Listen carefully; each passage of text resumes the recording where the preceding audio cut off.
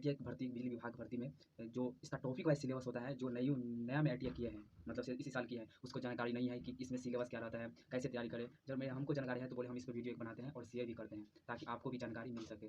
तो देर न करते हुए आपको हम वीडियो को आगे ले जाते हैं। देखिए टॉपिक वाइज क्या है, यहाँ पे टॉपिक वाइज सिलेबस है। टॉपिक वाइज सिलेबस हमको बताएंगे। जो बिजली विभाग में भर्ती भी आने वाला है, या तो सितंबर में तो कम उम्मीद है, सितंबर या अक्टूबर या नवंबर, इसी मंथ 3 मंथ के अंदर बिजली विभाग में भर्ती आने वाला है।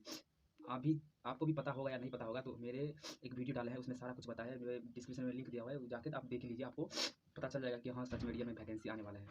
तो चलिए हम आपको आगे दिखाते हैं कि इसमें सिलेबस क्या रहता है। देखिए BSPCL junior electrical engineering syllabus 2021 का था। 2021 में तो नहीं आया था, ये गलत है, हम PPT गलत लगा दिए हैं, इसको लगना चाहिए 2023 होगा। देखिए जो 2018 में वैकेंसी निकला था, 2018 में जो वैकेंसी निकला था उसी रिगार्डिंग सिलेबस इसी बार भी रहेगा, 2023 में भी रहेगा, 2023 में भी रहेगा। सिलेबस में कोई बदलाव नहीं होगा।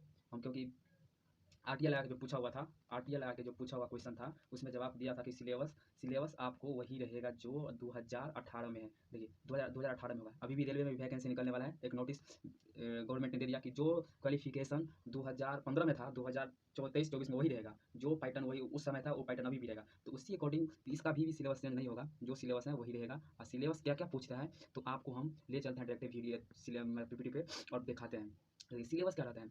सिलेबस और टॉपिक वाइज सिलेबस भी हम बताएंगे कि टॉपिक वाइज सिलेबस क्या रहता है उसमें। टॉपिक वाइज भी सिलेबस बताएंगे आपको, आप घबराइए नहीं। देखिए इसमें क्या पूछता है, देखिए इसमें पूछता है कि देखिए इसमें सिलेबस रहता है, जनरल नॉलेज रहता है, एक रीजनिंग रहता है, एक रीजनिंग रहता है, एक लॉजिकल रीजनिंग रहता है, जनरल हिंदी रहता है, इसमें जनरल इंग्लिश और कंपलसरी कंपनसेशन होता है, बेसिक कंप्यूटर नॉलेज रहता है और टेक्निकल पेपर होता है। आपको ITI वाला पेपर ये हो गया, और बाकी बात ये जनरल नॉलेज हो गया, रीजनिंग हो गया, हिंदी हो गया और जनरल इंग्लिश हो गया। आपको इतना ही क्वेश्चन, लेकिन सबसे ज़्यादा मतलब क्वेश्चन और बढ़ेगा, सबसे ज़्यादा रहेगा ट्रेड में रहेगा आपको। इससे ट्रेड ITI वाला ट्रेड जो इलेक्ट्रीशियन से क्या है ना, इसी से ज़्यादा क्वेश्चन रहेगा। इस सबके बहुत एवरेज बहुत कम रहेगा, आपको वो भी दिखाएंगे आगे। देखिए अभी भी हम साइट खोले हैं, तो साइट अभी तक इसमें भी वैकेंसी का कोई अभी नोटिफिकेशन नहीं दिया है, कब देने वाले हैं। आप यहाँ डायरेक्ट इस साइट पर आप जा सकते हैं, या आप सर्च करिएगा BHPCL, यहाँ पे सर्च कीजिएगा। देखो हम सर्च किए ना वेबसाइट, इस वेबसाइट पर आप जा सकते हैं, इस वेबसाइट पर जाइएगा BSPHCL.com। इन पर आप, ये ओरिजिनल वेबसाइट है ये बोर्ड का। अब इस पे यहाँ पे देखिए, यहाँ पे लिखा रहता है साफ तौर पर रिक्रूटमेंट न्यूज। सब यहाँ पे सब तरह के आपको मतलब नोटिफिकेशन देखने को मिलेगा इस साइट पे आपको। देखिए यहाँ पे लिखा है कि रिक्रूटमेंट न्यूज, और यहाँ पे लिखा है नोटिस बोर्ड और नोटिफिकेशन। देखिए ये जितने भी वैकेंसी निकलेगा इस रिक्रूटमेंट न्यूज पर, नोटिस पर आपको दबाना है, ताकि आपको यहाँ से मिलेगा और कहीं से नहीं मिलेगा। ऊपर में रहता है वो डिपार्टमेंटल मतलब क्या कहता है नोटिस रहता है, उसमें आपको नहीं मिलेगा। इस पे दाबिएगा, इस पर आपको हमेशा मतलब जब भी टाइम मिले चेक करते रहिएगा, ताकि हमारा नोटिफिकेशन क्या आया नहीं आया जानकारी मिलता रहेगा आपको। देखिए आगे बताते हैं, आप ये सर्च कर ही लीजिएगा, ताकि आपको अदर जगह भटकाना नहीं पड़ेगा। किसी का मतलब आपको डाउट रहेगा कि हाँ रियल में निकला है या नहीं निकला है, तो आप डायरेक्ट सर्च कीजिए, आपको जानकारी मिल जाएगा। आप हम एक बात बता रहे थे कि टॉपिक वाइज सिलेबस क्या क्या रहता है। देखिए टॉपिक वाइज सिलेबस क्या रहता है, हम आप वो भी बता देते हैं। टॉपिक वाइज सिलेबस क्या रहता है, टॉपिक वाइज सिलेबस में रहता है, देखिए जनरल नॉलेज है ना, जनरल नॉलेज में क्या क्या सब पूछते हैं। करंट अफेयर्स रहता है, नेशनल एंड इंटरनेशनल रहता है। Current affairs national and international दोनों रहता है। एक इंडियन हिस्ट्री रहता है, इंडियन ज्योग्राफी रहता है, इंडियन पॉलिटी रहता है, और साइंस एंड टेक्नोलॉजी रहता है। इतना तो आप समझ गए होंगे। चलिए रीजनिंग पर जाते हैं। रीजनिंग में चैप्टर में कौन कौन सा चैप्टर पूछा जाता है वो भी हम आपको चर्चा कर देते हैं, ताकि आपको भी जानकारी रहे कि हाँ क्या क्या पूछता है और क्या।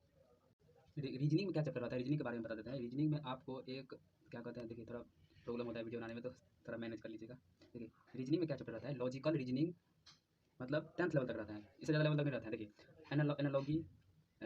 एनालॉगी रहता है, सिमिलरली रहता है, प्रॉब्लम एंड सॉल्व रहता है, और relationship, blood relation, space space vacation, और रहता है अर्थमेटिकल नंबर सीरीज से पूछता है, अर्थमेटिकल रीजनिंग रहता है। बस इतना ही चैप्टर रहता है। एक चैप्टर दो तीन, 1 2 3 4 5 6 7 7 ही चैप्टर रहता है रीजनिंग में।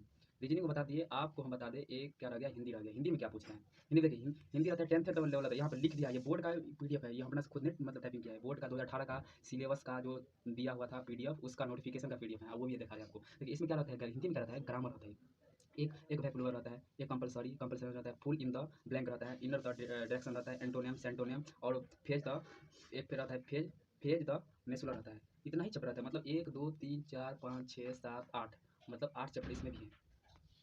अब आपको इंग्लिश पे ले जाते हैं। इंग्लिश में क्या पूछते हैं ये भी देख लीजिए। इंग्लिश में आता है synonym, antonym, one the, world, summation, year the direction, endemic and phase और पैसिंग पैसिंग पूछता है। तो इंग्लिश में ज़्यादा मतलब क्या कहता है वेटेज नहीं रहता है। इसका वेटेज मतलब वही समझ लीजिए ना 5 नंबर रहता है। तो समझ लीजिए 5 नंबर, 1 2 3 4 5 6 मतलब 6 चैप्टर से ना आपको 4 या 5 क्वेश्चन रहता है, इससे ज़्यादा नहीं रहता है। 4 से 5 क्वेश्चन 2018 का आप पीडीएफ मेरे टेलीग्राम पे जाइए और वहाँ का सिलेबस पूरा बता देंगे। क्वेश्चन भी मेरे पास है, वो क्वेश्चन भी आपको दिखा देंगे। उसमें भी देखिएगा वेटेज 4 से 5 नंबर है, इससे ज़्यादा नहीं है। उतना ही देखने को मिलेगा आपको, इससे ज़्यादा नहीं मिलेगा। अब रह गया, आपको हम बता देते हैं इसमें आपको। चलिए आप बेसिक नॉलेज कंप्यूटर में क्या कैसे पूछता है देख लीजिए। कंप्यूटर में हो गया, एक कंप्यूटर में हो गया, ये कंप्यूटर में पूछता है, कंप्यूटर में पूछता है basic knowledge of the computer, fundamental of computer. मतलब फंडामेंटल कंप्यूटर से क्या रहता है, एक सीपीयू के बारे में पूछेगा, मेमोरी के बारे में पूछेगा, हार्ड डिस्क के बारे में पूछेगा, इनपुट आउटपुट डिवाइस के बारे में पूछेगा, knowledge of the number system के बारे में पूछेगा। मतलब बेसिक नॉलेज पूछेगा। और आगे आगे और चैप्टर है, मतलब basic concept of the computer, hardware software, computer software, opting system, computer language से पूछेगा। ये कंप्यूटर लैंग्वेज है। और इससे क्या रहेगा, basic knowledge of MS office, मतलब एमएस वर्ड से पूछेगा, एमएस एक्सेल से पूछेगा, एमएस पावर पॉइंट से पूछेगा। Basic knowledge of the internal web browse से पूछेगा, ईमेल से पूछेगा, सर्च इंजन से पूछेगा, वेब सर्विस से पूछेगा। मतलब टॉपिक ये है कंप्यूटर का, बहुत लंबा सिलेबस है, लेकिन आपको इससे ज़्यादा रहता है, 10 क्वेश्चन बनता है इससे भी, तो ज़्यादा थोड़ा इसीलिए दिया हुआ है। देखिए बेसिक कॉलेज में रहता है, बेसिक में रहता है आपको। देखिए basic knowledge of the computer network, इसमें लैन पूछेगा, वेन पूछेगा, मॉडर्न पूछेगा। Basic knowledge of the cyber security से पूछेगा।